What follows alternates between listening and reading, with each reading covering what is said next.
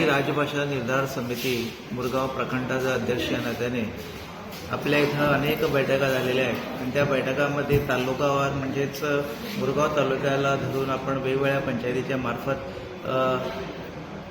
कार्यकर्त्यांचा मेळाव्यांची बांधणी करत आहोत, जेणेकरून कार्यकर्त्यांची संख्या वाढेल आणि त्याप्रमाणे प्रत्येकाच्या मनामध्ये मराठीच्या बाबत जी आस्था असेल ती आस्था आणखी वाढीस लागावी हा त्यामागचा उद्देश असून येणाऱ्या काळामध्ये निश्चितपणे आपण जो विडा उचललेला आहे तो परिपूर्ण करणार आहे अशी आमची अपेक्षा आहे.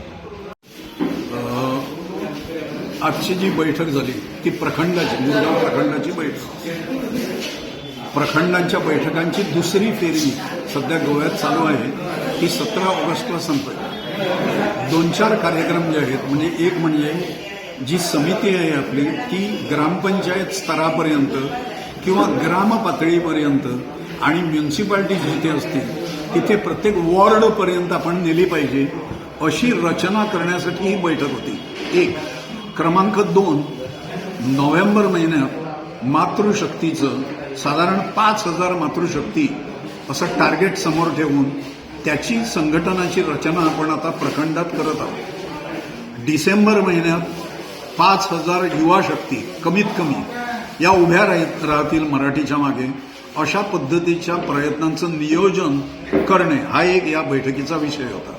आणि शिवाय विविध क्षेत्र गोव्यात जे आहेत, म्हणजे संगीत आहे, नाट्य आहे, कला क्षेत्र आहे, साहित्य क्षेत्र आहे, उद्योग क्षेत्र आहे, या क्षेत्र भजनी मंडळं आहेत, सार्वजनिक गणेशोत्सव आहेत, वारकरी संप्रदाय आहे, आध्यात्मिक मंडळं आहेत, या सगळ्यांना आपण त्याच्यातलं प्रतिनिधित्व या समित्यावर द्यावं आणि त्यांना गोवा पातळीवर संघटित करणं यासाठी प्रयत्न कसे करता येईल त्याची चर्चा करण्यासाठी म्हणजे प्रखंड बैठक होती. इन शॉर्ट म्हणजे एकदम संक्षिप्तपणे सांगायचं झालं तर आपण डिसेंबरपर्यंत प्रचंड ताकद मराठी राजभाषा या मागे उभी आहे हे आपण सरकारला दाखवून देणार आहोत.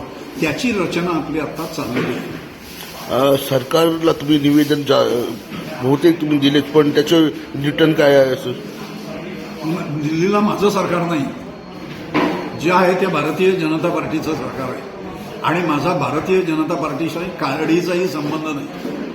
मी या मराठी आंदोलनात आहे आणि कुठलंही सरकार जरी असलं पक्षाचं तर त्यांच्यावर दबाव आणावा लागतो लोकमताचा, आणि दबाव आणल्यानंतर काय होतं याची परीक्षा भारतीय जनता पार्टीने मनोहर पर्रीकरांच्या नेतृत्वाखाली एकदा घेतलेली आहे. 2017च्या इलेक्शनमध्ये 21 आमदार निवडून आलेले होते पहिल्यांदा, त्याच्यातले फक्त 13 आमदार पार्टीचे शिल्लक राहिले आणि 7 जणांचा दारुण पराभव लोकांनी केलेला आहे. लोक आकांक्षे विरुद्ध जर सरकार गेलं तर हे होऊ शकतं. अशा प्रकारच्या आंदोलनाचा परिणाम हा होऊ शकतो. त्यामुळे आम्ही सरकारच्या विरोधात नाही, आम्ही कोकणीच्या विरोधात नाही, परंतु हे राजभाषा केल्याशिवाय सोडणार नाही. जे सरकार राजभाषा करणार नाही निवडणुकीपूर्वी त्या सरकारला एकही मराठी प्रेमी मतदान करणार नाही. अशा पद्धतीची मराठी वोट बँक सबंध गोव्यात उभी करायची पंचायत क्षेत्रापर्यंत असा आमचा प्रयास आहे. तो एक जेव्हा बैठक होती तेव्हा एक मतभेद अजिबात नाही. कोकणीची जी माणसं आहेत आज स्टालवर्स म्हणजे अग्रेसर नेते मंडळी, या सगळ्यांचं शिक्षण मातृभाषेतच मराठीतच झालेलं आहे. एकेकाळी एकही मराठीची शाळा इथे नव्हती, त्यावेळेला पोर्तुगीज काळापासून इथे मराठी उपलब्ध आहे. त्यामुळे बॅकग्राऊंड सगळ्यांचा मराठी आहे, त्यामुळे संघर्ष असण्याचं कारणच नाही. आणि दुसरी गोष्ट म्हणजे मराठीचं राजभाषापद काढून घेऊन मराठीला द्यावं अशी मराठीची मागणी नाही. मराठीवर राजभाषा ठरवताना अन्याय झाला. त्यावेळेला जर त्यांनी ठरवलं असतं की दोन्ही राजभाषा करायच्या म्हणजे कोकणी आणि मराठी तर हा प्रश्नच सुटला असता.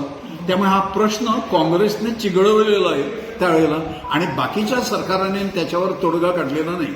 आत्ता हा तोडगा काढायला आम्ही सरकारला भाग पाडणार आहोत.